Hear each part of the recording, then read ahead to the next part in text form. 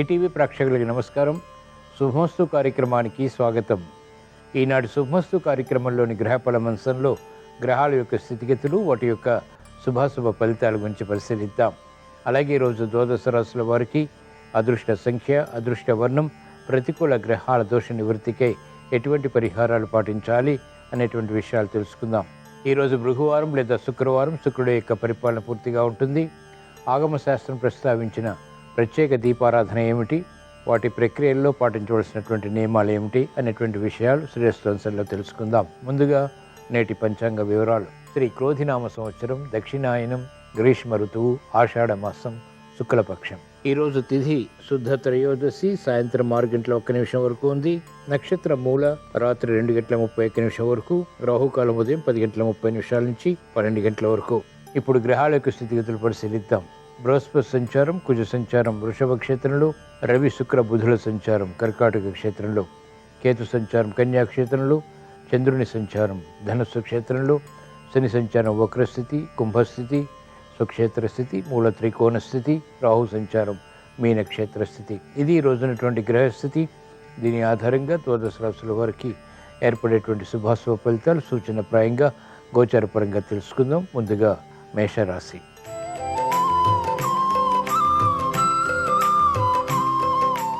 ఈరోజు మేషరాశి వారి ఫలితాన్ని పరిశీలించినట్లయితే ఆర్థిక వ్యవహారాల్లో జాగ్రత్తతో కూడిన నిర్ణయాలు ఉపకరిస్తాయి.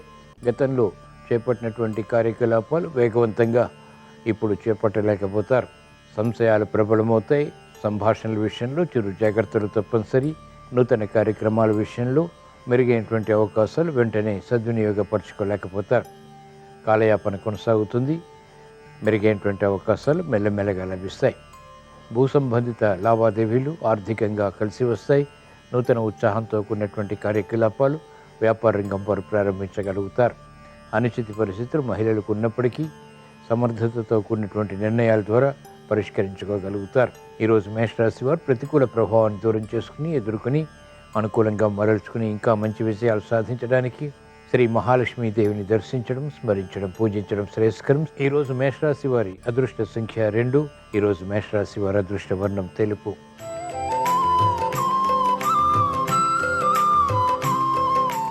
ఈరోజు వృషభ రాశి వారి ఫలితాలను పరిశీలించినట్లయితే ఆరోగ్య సమస్యలు కొనసాగుతాయి. చేపట్టినటువంటి కార్యకలాపాలపై మక్కువ తగ్గుతుంది. సందర్భోచిత నిర్ణయాలు తీసుకోగలుగుతారు. ప్రయాణాల ద్వారా ప్రయోజనాలు సాధించగలుగుతారు.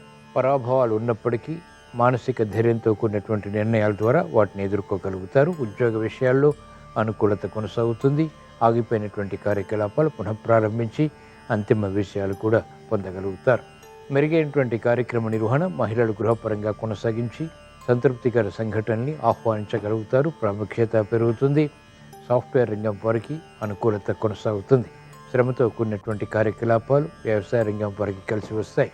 ఈరోజు వృషభ రాశి వారు ప్రతికూల ప్రభావాన్ని ఎదుర్కొని అనుకూలంగా మరల్చుకుని ఇంకా మంచి విజయాలు సాధించడానికి శ్రీ లక్ష్మీనరసింహస్వామిని దర్శించడం, స్మరించడం, పూజించడం శ్రేయస్కరం. ఈరోజు వృషభ రాశి వారి అదృష్ట సంఖ్య 6. ఈరోజు వృషభ రాశి వారి అదృష్ట వర్ణం తెలుపు.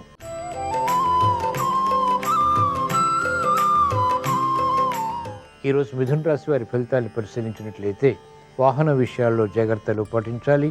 మెరుగైనటువంటి కార్యకలాపాలు వృత్తి, వ్యాపార, ఉద్యోగ సంబంధిత కార్యకలాపాలను కొనసాగించగలుగుతారు. అభివృద్ధి గోచరిస్తుంది. కార్యక్రమ నిర్వహణలో నైపుణ్యం కూడా కొనసాగుతుంది. సందర్భోచిత నిర్ణయాలు తీసుకోగలుగుతారు. వ్యయం, ఆదాయం సమాంతరంగా కొనసాగుతాయి. మహిళలకు ప్రాధాన్యత పెరుగుతుంది. మంచి కార్యక్రమాలు చేపట్టగలుగుతారు. అభివృద్ధి కార్యక్రమాలు వ్యాపార రంగం వారికి ఆశాజనకంగా మారతాయి. విద్యార్థులకి సూక్ష్మత కొనసాగుతుంది. విద్యపై అవగాహనతో కూడినటువంటి విజయాలు బలాన్ని కలిగిస్తాయి. వ్యవసాయ రంగం వారికి వ్యయం పెరుగుతుంది. అభివృద్ధి కార్యక్రమాలు న్యాయవాద వృత్తి వారికి మెల్లమెల్లగా కలిసి వస్తాయి. వైద్య వృత్తి వారికి కీలక బాధ్యతల ద్వారా ఏర్పడినటువంటి పరిస్థితులు క్రమక్రమంగా అనుకూలతని కలిగిస్తాయి. ఈరోజు మిథున రాశి వారు ప్రతికూల ప్రభావాన్ని దూరం చేసుకుని, ఎదుర్కొని, అనుకూలంగా మరల్చుకుని మంచి విజయాలు ఇంకా సాధించడానికి ఈశ్వరారాధన, ఈశ్వర స్మరణ, ఈశ్వరాభిషేకం వంటి ప్రక్రియలు ఉపకరిస్తాయి. ఈరోజు మిథున రాశి వారి అదృష్ట సంఖ్య 9. ఈరోజు మిథున రాశి వారి అదృష్ట వర్ణం ఎరుపు.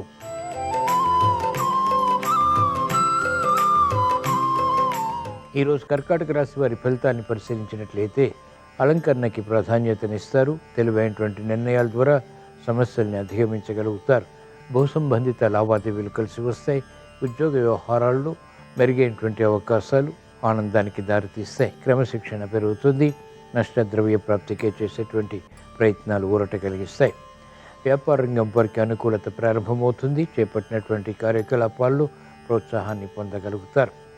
ధైర్యంతో కూడినటువంటి కార్యకలాపాలు మానసికంగా మహిళలకు బలాన్ని కలిగిస్తాయి. న్యాయవాద వృత్తి వారికి గట్టి ప్రయత్నాల ద్వారా విజయాలు సిద్ధిస్తాయి. శ్రమతో కూడినటువంటి కార్యక్రమాలు తద్వారా విజయాలు వైద్య వృత్తి వారికి లభిస్తాయి.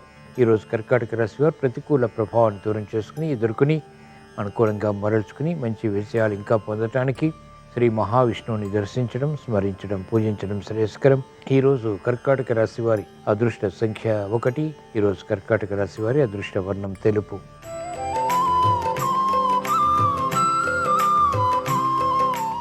ఈరోజు సింహరాశి వారి ఫలితాన్ని పరిశీలించినట్లయితే వ్యయం పెరుగుతుంది. వినోదాల్లో పాల్గొంటారు. ఆదాయాన్ని పెంపొందింప చేసుకునేటువంటి మార్గాలు తగ్గుతాయి. శ్రమతో కూడినటువంటి విషయాలు కొనసాగించగలుగుతారు. అభివృద్ధి ఉన్నప్పటికీ చేపట్టినటువంటి కార్యకలాపాల్లో అలసత్వం కొనసాగుతుంది. కార్యక్రమాలు వేగవంతంగా పూర్తి చేయాలనేటువంటి తపన కూడా ఉంటుంది. అయినప్పటికీ సరైన సమయంలో సరైనటువంటి నిర్ణయాలు తీసుకోలేకపోతారు. మహిళలకు ఆరోగ్య విషయంలో జాగ్రత్తలు పాటించాలి. అభివృద్ధి కార్యక్రమాలు ఆర్థికంగా క్రమక్రమంగా పెరుగుతాయి. విద్యార్థులకి మెరుగైనటువంటి అవకాశాలు విద్యాపరంగా లభిస్తాయి. ముఖ్యంగా విదేశీ విద్యా ప్రయత్నాలు వంటివి రాణిస్తాయి. కార్యక్రమాల్లో వేగం సాఫ్ట్వేర్ రంగం వారికి పెరుగుతుంది. ఈరోజు సింహరాశి వారు ప్రతికూల ప్రభావాన్ని దూరం చేసుకుని ఎదుర్కొని అనుకూలంగా మరల్చుకుని మంచి విజయాలు ఇంకా పొందటానికి శ్రీ లక్ష్మీ నరసింహస్వామిని దర్శించడం, స్మరించడం, పూజించడం శ్రేయస్కరం. ఈరోజు సింహరాశి వారి అదృష్ట సంఖ్య 1. ఈరోజు సింహరాశి వారి అదృష్ట వర్ణం పసుపు.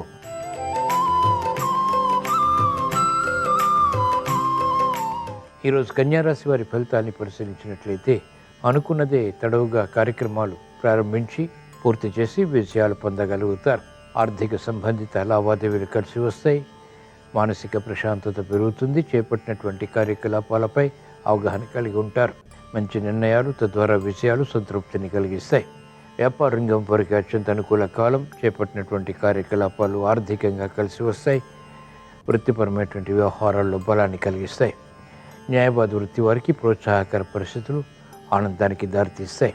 కార్యక్రమాలు వేగవంతంగా వైద్య వృత్తి వారు కూడా చేపట్టగలుగుతారు. ప్రగతి కొనసాగుతుంది. మంచి అవకాశాలు వ్యవసాయ రంగం వారు పొందగలుగుతారు. ఈరోజు కన్యా రాశి వారు ప్రతికూల ప్రభావాన్ని దూరం చేసుకుని ఎదుర్కొని అనుకూలంగా మరల్చుకుని మంచి విజయాలు ఇంకా పొందటానికి ధైర్యలక్ష్మీ దేవిని దర్శించడం, స్మరించడం, పూజించడం శ్రేయస్కరం. ఈరోజు కన్యా రాశి వారి అదృష్ట సంఖ్య 5. ఈరోజు కన్యా రాశి వారి అదృష్ట వర్ణం ఎరుపు.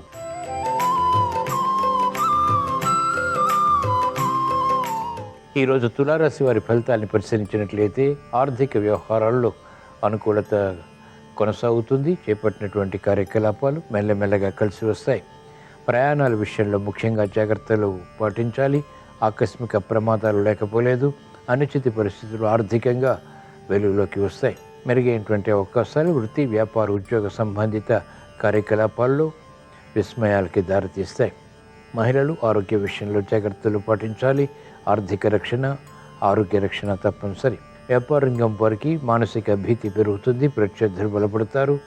నిర్ణయాలు త్వరితగతిని తీసుకోలేకపోతారు. మంచి అవకాశాలు వ్యవసాయ రంగం వారికి క్రమక్రమంగా లభిస్తాయి.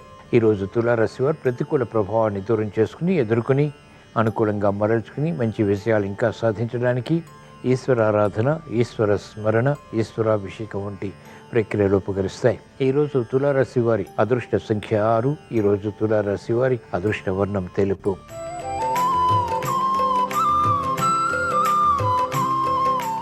ఈరోజు వృశ్చిక రాశి వారి ఫలితాన్ని పరిశీలించినట్లయితే సంబంధ బాంధవ్యాల విషయంలో జాగ్రత్తతో కూడిన నిర్ణయాలు తప్పనిసరి. ఆర్థిక పరిస్థితి మెరుగవుతుంది. సందేహాలు, సంకోచాలు నివృత్తి కాబడతాయి. చేపట్టినటువంటి కార్యకలాపాలపై పటుత్వం పెరుగుతుంది. ఉద్యోగ వ్యవహారాలు రాణిస్తాయి. వృత్తి వ్యాపారాల్లో కూడా అనుకూలత ఆర్థికంగా కలిసి వస్తుంది. గృహ విషయాలు అనుకూలం. వాహన సౌఖ్యం కొనసాగుతుంది. మెరుగైనటువంటి అవకాశాలు స్నేహితుల ద్వారా పొందగలుగుతారు. ఆర్థిక లబ్ధి ఏర్పడుతుంది. కార్యక్రమాల్లో వేగం మహిళలకు పెరుగుతుంది. సంభాషణలు చేస్తాయి. మెరుగైనటువంటి అవకాశాలు సాఫ్ట్వేర్ రంగం వారికి లభిస్తాయి. ఈరోజు వృశ్చిక రాశి వారు ప్రతికూల ప్రభావాన్ని దూరం చేసుకుని ఎదుర్కొని అనుకూలంగా మరల్చుకుని ఇంకా మంచి విషయాలు సాధించడానికి శ్రీ ధనలక్ష్మీ దేవిని దర్శించడం, స్మరించడం, పూజించడం శ్రేయస్కరం. ఈరోజు వృశ్చిక రాశి వారి అదృష్ట సంఖ్య 9. ఈరోజు వృశ్చిక రాశి వారి అదృష్ట వర్ణం పసుపు.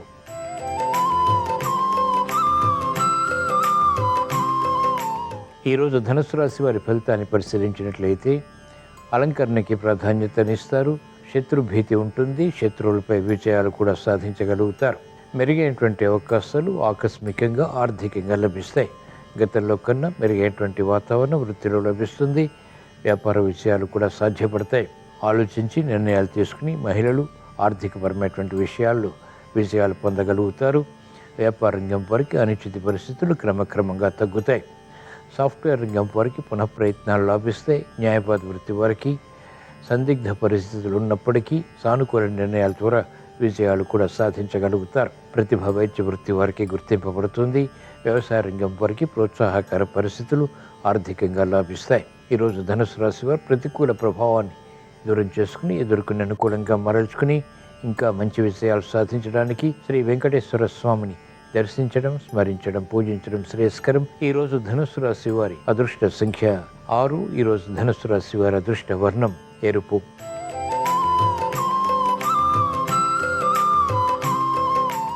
ఈరోజు మకర రాశి వారి ఫలితాన్ని పరిశీలించినట్లయితే మెరుగైనటువంటి కార్యకలాపాలు వేగవంతంగా పూర్తి చేయగలుగుతారు. ఆశాజనకమైనటువంటి వాతావరణం ఆర్థికంగా కొనసాగుతుంది. మానసిక వేదనలు తగ్గుతాయి. చేపట్టినటువంటి కార్యకలాపాలపై పటుత్వం పెరుగుతుంది. అనుకూల పరిస్థితులు ఆర్థికంగా కూడా కలిసి వస్తాయి. శ్రమ ఉన్నప్పటికీ చేపట్టినటువంటి కార్యకలాపాలపై అవగాహనతో కూడినటువంటి విషయాలు సాధించగలుగుతారు. వ్యాపార రంగం వారికి అనుకూల పరిస్థితులు ప్రారంభమవుతాయి. ఆర్థిక విషయాల్లో కూడా తీసుకున్నటువంటి నిర్ణయాలు కలిసి వస్తాయి. నూతన ఉత్సాహం మహిళలకు పెరుగుతుంది. గతంలో వేధిస్తున్నటువంటి సమస్యలకు పరిష్కారాలు లభిస్తాయి. మెరుగైనటువంటి అవకాశాలు సాఫ్ట్వేర్ రంగం వారు పొందగలుగుతారు.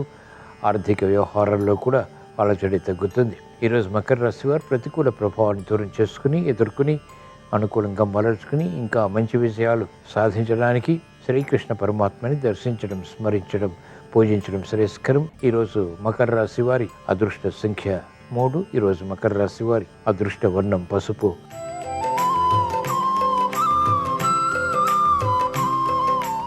ఈరోజు కుంభరాశి వారి ఫలితాన్ని పరిశీలించినట్లయితే ఆర్థిక వ్యవహారాల్లో అలజడి ఉంటుంది. చేపట్టినటువంటి కార్యకలాపాలు మెల్లమెల్లగా కలిసి వస్తాయి. భూ సంబంధిత లావాదేవీల విషయంలో జగడాలు కొనసాగుతాయి. ఆర్థిక వ్యవహారాల్లో కూడా కఠిన నిర్ణయాలు తీసుకోవాల్సినటువంటి సమయం ఇది. క్రమశిక్షణ తప్పనిసరి. ఆర్థిక క్రమశిక్షణ, ఆరోగ్య క్రమశిక్షణ అభివృద్ధికి దోహదపడతాయి. కార్యక్రమాల్లో వేగం మహిళలకు తగ్గుతుంది. అనాలోచిత నిర్ణయాల ద్వారా తీసుకున్నటువంటి కార్యకలాపాలు సమస్యలుగా మారతాయి. ఆర్థిక వ్యవహారాల్లో వ్యాపార రంగం వారు ఆచితూచి వ్యవహరించాలి. తొందరపాటు స్వభావం, తొందరపాటు నిర్ణయాలు పనికిరావు. మనస్పర్ధలు మహిళలకు పెరుగుతాయి. ఉద్దేశాలు మంచివే అయినప్పటికీ ఇతరుల అపార్థం చేసుకునేటువంటి సంఘటనలు లేకపోలేదు. ఈరోజు కుంభరాశి వారు ప్రతికూల ప్రభావాన్ని దూరం చేసుకుని ఎదుర్కొని అనుకూలంగా మరల్చుకుని మంచి విజయాలు ఇంకా సాధించడానికి శ్రీ మహావిష్ణువుని దర్శించడం, స్మరించడం, పూజించడం శ్రేయస్కరం. ఈరోజు కుంభరాశి వారి అదృష్ట సంఖ్య 5. ఈరోజు కుంభరాశి వారి అదృష్ట వర్ణం ఆకుపచ్చ.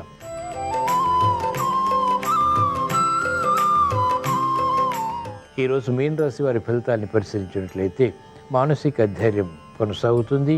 చేపట్టినటువంటి కార్యకలాపాలు వేగవంతంగా పూర్తి చేయగలుగుతారు. వేధిస్తున్నటువంటి సమస్యలకు పరిష్కారాలు లభిస్తాయి. ఉద్యోగ వ్యవహారాల్లో ఎదుగుదల గోచరిస్తుంది. ఉత్తమ విజయ ప్రాప్తికే చేసేటువంటి ప్రయత్నాలు కూడా లాభిస్తాయి. వృత్తి వ్యాపారాల్లో కూడా అనుకూలత సాధించగలుగుతారు. మహిళలకు పూర్వ వైభవం ప్రారంభమవుతుంది. మెరుగైనటువంటి కార్యకలాపాలు విద్యార్థులు చేపట్టగలుగుతారు. వ్యాపార రంగం వారికి పునఃప్రయత్నాల ద్వారా నష్టద్రవ్య ప్రాప్తికే చేసేటువంటి ప్రయత్నాలు లాభిస్తాయి. ఆత్మవిశ్వాసం అన్ని రంగాల వారికి పెరుగుతుంది. ఈరోజు మీన రాశి వారు ప్రతికూల ప్రభావాన్ని దూరం చేసుకుని ఎదుర్కొని అనుకూలంగా మరల్చుకుని ఇంకా మంచి విషయాలు సాధించడానికి శ్రీ వెంకటేశ్వర స్వామిని దర్శించడం, స్మరించడం, పూజించడం శ్రేయస్కరం. ఈరోజు మీన రాశి వారి అదృష్ట సంఖ్య 1. ఈరోజు మీన రాశి వారి అదృష్ట వర్ణం ఎరుపు. ఇవి ఈరోజు ద్వాదశ రాశుల వారికి ఏర్పడేటువంటి శుభాశుభ ఫలితాలు. ద్వాదశ రాశుల వారికి భూ సంబంధిత లావాదేవీలు కలిసి రావాలని, నూతన ఉత్సాహంతో కూడినటువంటి కార్యక్రమాల ద్వారా గెలుపు పొందాలని, మెరుగైనటువంటి అవకాశాలు గృహపరంగా, వృత్తి వ్యాపార విషయాల్లో కూడా పొందాలని శుక్రవారం సందర్భంగా శ్రీ మహాలక్ష్మీదేవిని స్మరిస్తూ ప్రార్థిస్తూ స్వస్తి. శ్రీరస్తు శుభమస్తు. ఆగమ శాస్త్రంలో లక్ష్మీ కటాక్షం కోసం, సకల శుభాలు కలగటం కోసం కొన్ని ప్రత్యేకమైన దీపారాధనలు వివరించారు. ఆ దీపారాధనల్లో మొట్టమొదటి దీపం చిత్రదీపం. రంగురంగుల పొడులతో ముగ్గులు పెట్టి ఆ ముగ్గు మీద వెలిగించే దీపాన్ని చిత్రదీపం అంటారు. ఈ చిత్రదీపం వెలిగిస్తే ఆకస్మిక సమస్యలన్నీ తొలగిపోతాయి. ఆ తర్వాత మాలికా దీపం. అంతస్తులుగా ఉండేటటువంటి దీపపు పళ్ళాలలో వెలిగించే దీపాలను మాలికా దీపములు అంటారు. ఈ మాలికా దీపములు వెలిగించడం ద్వారా కుటుంబంలో అన్యోన్యత పెరుగుతుంది. తర్వాత ఆకాశ దీపం. గృహానికి వెలుపల ఎత్తుగా లేదా ముద్దె మీద వెలిగించే దీపాలను ఆకాశ దీపాలు అంటారు. ఇలా దీపాలను వెలిగించినట్లయితే అకారణ భయాలు తొలగింపజేసుకుని ఆత్మస్థైర్యాన్ని పెంపొందింపజేసుకోవచ్చు. నదులలో దీపాలు వెలిగించి వదిలితే వాటిని జలదీపాలు అనే పేరుతో పిలుస్తారు. ఆ తర్వాత నౌకా దీపం. నదీ తీరాలలో అరటి దొప్పలలో దీపాలు వెలిగించి నదులలో వాటిని విడిచిపెడితే వీటిని నౌకా దీపములు అనే పేరుతో పిలుస్తారు. ఈ నౌకా దీపములు వెలిగించటం ద్వారా కుటుంబంలో మంచి ప్రయోజనాలు సిద్ధిస్తాయి. గృహంలో వరుసగా వెలిగించేటటువంటి దీపాలను సర్వదీపాలు అనే పేరుతో పిలుస్తారు. ఈ సర్వదీపాలు వెలిగించడం ద్వారా కుటుంబంలో సభ్యులందరూ మంచి పురోభివృద్ధిని సాధిస్తారు. ఆ తర్వాత మోక్ష దీపం. పితృదేవతలు సద్గతులు పొందాలని ఆలయ గోపురం దగ్గర వెలిగించే దీపాన్ని మోక్ష దీపము అంటారు. అలాగే చొక్కపనై దీపం. పౌర్ణమి తిథి రోజు శివాలయానికి ముందు భాగంలో తాటాకులతో పెద్ద గూడులాగా అల్లి ఆ గూడుకు పూజ చేసి అక్కడ దీపారాధన చేసి కర్పూర జ్యోతిని వెలిగిస్తారు. దీన్ని చొక్కపనై దీపం అనే పేరుతో పిలుస్తారు. ఈ దీపాన్ని ప్రధానంగా పౌర్ణమి తిథుల్లో ప్రసిద్ధ శివాలయాల్లో వెలిగిస్తారు. దీనివల్ల పరమేశ్వరుడి సంపూర్ణమైన అనుగ్రహం కలుగుతుంది. 24 గంటల పాటు నిరంతరాయంగా వెలిగించే దీపాన్ని అఖండ దీపం అనే పేరుతో పిలుస్తారు. జీవితంలో పెద్ద కష్టం వచ్చినప్పుడు ఈ అఖండ దీపం వెలిగిస్తే ఆ కష్టం నుంచి సులభంగా బయటపడవచ్చు. ఆ తర్వాత పిండి దీపాలు. అమ్మవారి ఆలయ ప్రాంగణంలో పిండితో వెలిగించే దీపాలను పిండి దీపాలు అంటారు. ఈ పిండి దీపాలు వెలిగించడం ద్వారా అమ్మవారి సంపూర్ణమైన అనుగ్రహం కలుగుతుంది. ఇలా ఆగమ శాస్త్రంలో చెప్పబడిన రకరకాల దీపాలు వెలిగించడం ద్వారా విశేషమైన ప్రయోజనాలు సిద్ధింపజేసుకోవచ్చు.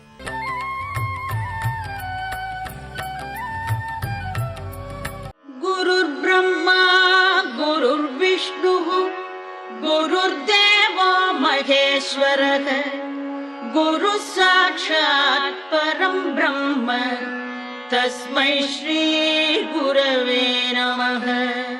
గురువు అంటే అర్థం ఏమిటంటే బరువు అని. అప్పుడు ఎవరికి బరువు అంటే లఘువుకి బరువు. ఎవరు లఘువు? ఎవరు ఆయనలో గురుత్వాన్ని చూశాడో ఆయన కన్నా బరువైన వాడు, అంటే అంత గొప్పవాడు, అంత జ్ఞాని ఇంకొకడు లేడు. ఆయనే నాకు దైవం. ఆ గురి ఎవరికి ఉందో వారికి ఆయన గురువు. ఆయన ముందు వీడు లఘువు. లఘువు అంటే చిన్నవాడిని. అందుకే వినీతుడు వినేయుడు. నాకు గురువు కన్నా గొప్పవాళ్ళు ఈ లోకంలో లేరు.